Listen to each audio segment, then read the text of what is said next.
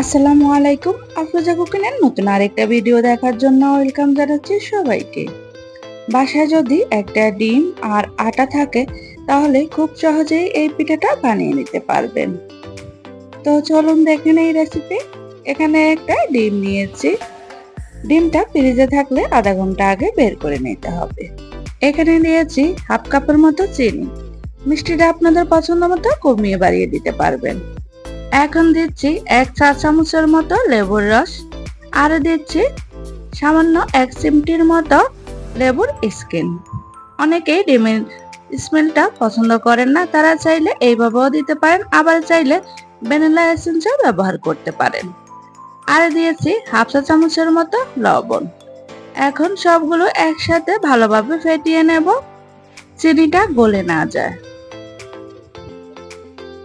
এই পর্যায়ে দিয়ে দিচ্ছি 3 টেবিল চামচের মতো সাদা তেল বা সয়াবিন তেল। সয়াবিন তেলটা ডিমের সাথে ভালোভাবে মিশিয়ে নেব। মিশাতে মিশাতে যখন দেখবেন ডিমের মিশ্রণটা ঘন হয়ে এসেছে, এই পর্যায়ে শুকনো উপকরণগুলো দিয়ে দিতে হবে। এখানে দিচ্ছি 1 কাপ আটা। আটার পরিবর্তে ময়দাও ব্যবহার করতে পারবেন। 2 টেবিল চামচের মতো দিয়েছি গুঁড়ো দুধ। গুঁড়ো দুধটা দিলে টেস্টটা ভালো আসে। আর হাফ চা চামচের মতো দিয়েছি বেকিং পাউডার। এখন মসৃণ একটা খামির তৈরি করে নেব। দেখুন এখানে আটার মিশ্রণটা যখন মিশালাম তখন দেখুন অনেকটাই নরম হয়ে গেছে, কিন্তু আমাদের খামিরটা আর একটু শক্ত হবে, তাই এখানে আমি আরো 1 কাপ আটা দিয়ে দিয়েছি। আমার এখানে 2 কাপের মতো আটা লেগেছে। বলে আপনাদেরও যে 2 কাপই লাগবে তার কোনো মানে নেই, আপনাদের কম বা বেশি লাগতে পারে। ডিমটা যদি ছোট হয় তাহলে কম লাগতে পারে, আর যদি বড় হয় তাহলে বেশি লাগতে পারে। সঠিক কোনো পরিমাপ বলা যায় না, কম বেশি লাগতে পারে।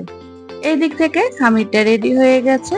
এখন হাতের মধ্যে একটু তেল লাগিয়ে ছোট ছোট লেচি করে কেটে নিচ্ছি।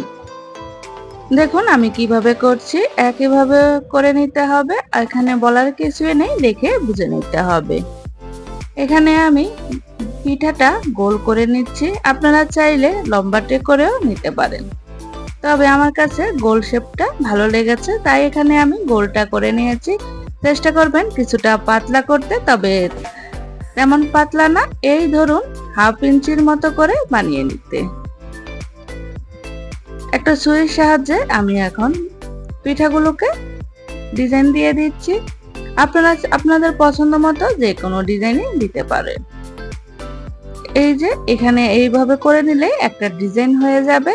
আবার আমি একটু অন্যভাবে করে নিয়েছি, দেখুন এটাও আরেকটা ডিজাইন। আপনাদের যেভাবে ভালো লাগে ওইভাবেই করে নিতে পারেন।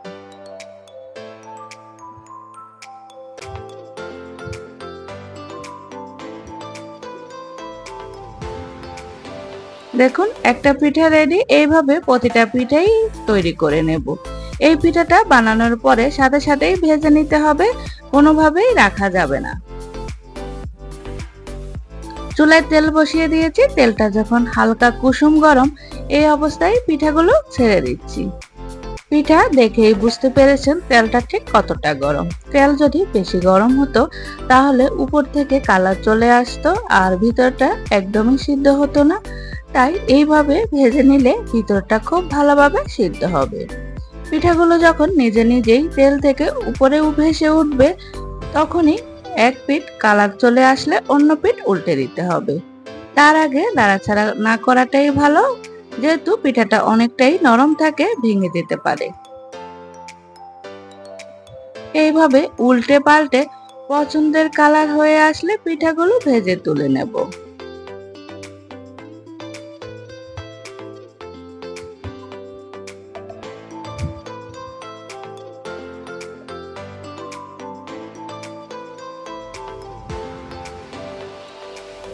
এই যে পিঠার মধ্যে পছন্দের কালারটা চলে এসেছে, এখন তেল থেকে তুলে পরিবেশন করে নেব। আশা করছি আমার রেসিপিটি আপনাদের ভালো লেগেছে। ভালো লাগলে প্লিজ আমার চ্যানেলটিকে সাবস্ক্রাইব করবেন আর একটা লাইক দিয়ে দেবেন। আমার রেসিপিটি আপনাদের কেমন লেগেছে আমাকে কমেন্টে জানাবেন। আপনাদের লাইক এবং কমেন্টস আমাকে নতুন নতুন ভিডিও দিতে উৎসাহ দেয়। পিঠাটা ভাজার পরে প্রথম মনে হবে অনেকটাই নরম, তবে একটু ঠান্ডা হলে কিছুটা ক্রিস্পি হবে, আর এভাবে খেতে ভালো লাগে।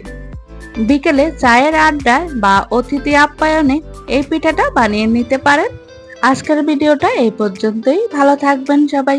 আল্লাহ হাফেজ।